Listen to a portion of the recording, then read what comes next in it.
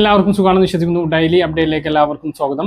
നാളെ ജൂൺ 20 തുറന്നുള്ള ദിവസങ്ങളിലും നിങ്ങൾ ശ്രദ്ധിക്കേണ്ട വളരെ പ്രധാനപ്പെട്ട കാര്യങ്ങളാണ് ഈ ഒരു വീഡിയോയിൽ വ്യക്തമാക്കുന്നത്. വീഡിയോയുടെ വിശദാംശങ്ങളിലേക്ക് കടക്കുമ്പോൾ കൂടുതൽ ആളുകളിലേക്ക് ഇൻഫർമേഷൻ എത്താൻ ഷെയർ ചെയ്യുക, ലൈക്ക് ചെയ്യുക, ഫേസ്ബുക്കിലൂടെ കാണുന്ന ആളുകൾ ഫോളോ ചെയ്യുക. വീഡിയോയുടെ വിശദമായ വിവരങ്ങളിലേക്ക് വരാം. പ്രധാനമന്ത്രി കിസാൻ സമ്മാൻ നിധിയുടെ 23ാമത്തെ തുക വിതരണം കഴിഞ്ഞ ദിവസമാണ് നടന്നത്. ശനിയാഴ്ച വൈകുന്നേരത്തോടു കൂടി തുക വിതരണം നടന്ന് പല ആളുകളുടെ ബാങ്ക് അക്കൗണ്ടുകളിലേക്കും തുക എത്തി. പക്ഷെ ചില അക്കൗണ്ടുകളിലേക്ക് പിന്നീട് അവധി ദിവസമായതുകൊണ്ട് തന്നെ തുക എത്തിയിട്ടില്ല. അങ്ങനെയുള്ള ആളുകൾക്ക് നാളെയും മറ്റന്നാളുമായിട്ട് ആ ഒരു തുക അക്കൗണ്ടുകളിലേക്ക് എത്തിച്ചേരുന്നതാണ്. കഴിഞ്ഞ തവണ മുടങ്ങിയിട്ടുള്ള ആളുകൾക്ക് ഈ മാസം 2000 ക്രെഡിറ്റ് ആയിട്ടുണ്ട്. കഴിഞ്ഞ 2 തവണകളായിട്ട് മുടങ്ങിയിട്ടുള്ള ആളുകൾക്കും ഈ മാസം ക്രെഡിറ്റ് ആയത് കാണിക്കുന്നുണ്ട്.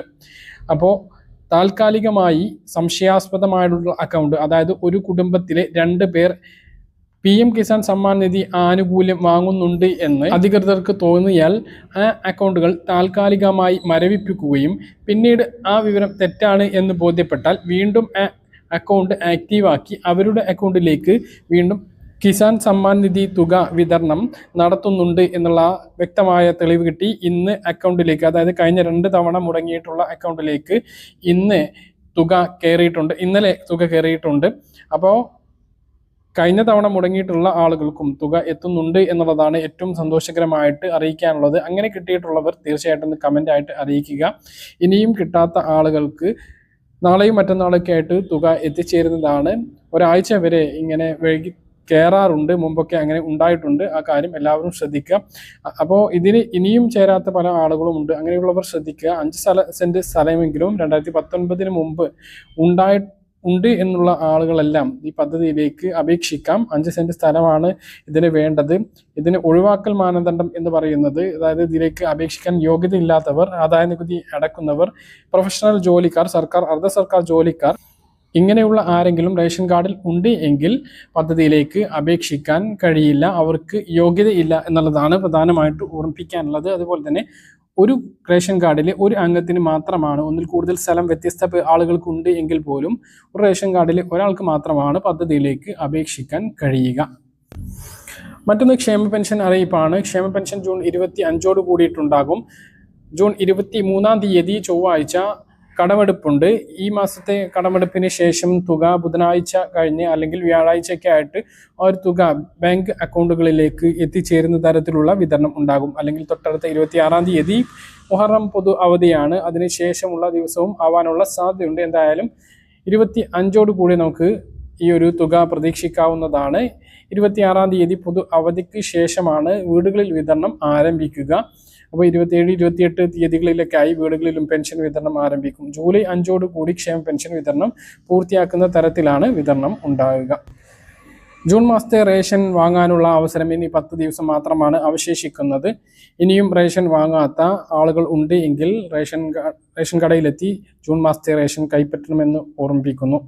ഏപ്രിൽ, മെയ്, ജൂൺ മാസത്തെ മണ്ണെണ്ണ വാങ്ങാനും ഈ ഒരു 10 ദിവസം മാത്രമാണുള്ളത്. അത് കഴിഞ്ഞാൽ ഈ 3 മാസത്തെ മണ്ണെണ്ണയാണ്. അത് വാങ്ങിയിട്ടില്ല എങ്കിൽ നഷ്ടമാകുക. മഞ്ഞ റേഷൻ കാർഡിന് 1 ലിറ്ററും ബാക്കിയുള്ളവർക്ക് 1/2 ലിറ്ററുമാണ് വൈദ്യുതീകരിച്ച വീടിന് ലഭിക്കുന്നത്.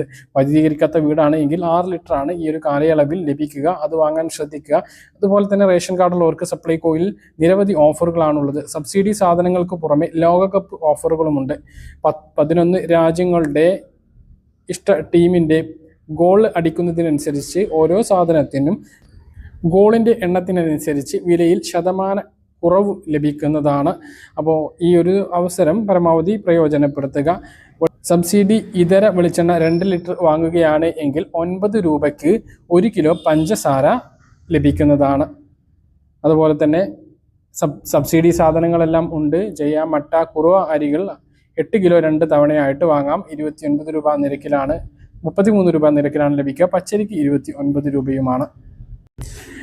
നമ്മുടെ രാജ്യത്ത് സെൻസസ് ആരംഭിച്ചിരിക്കുകയാണ്. കേരളത്തിലുള്ളവർക്ക് ജൂൺ 30 വരെ സ്വന്തം എന്യൂമറേഷൻ ഫോം ഓൺലൈനായിട്ട് പൂരിപ്പിക്കാൻ കഴിയുന്നതാണ്. ഈ ഒരു അവസരത്തിന് ഇനി 10 ദിവസം മാത്രമാണ് അവശേഷിക്കുന്നത്.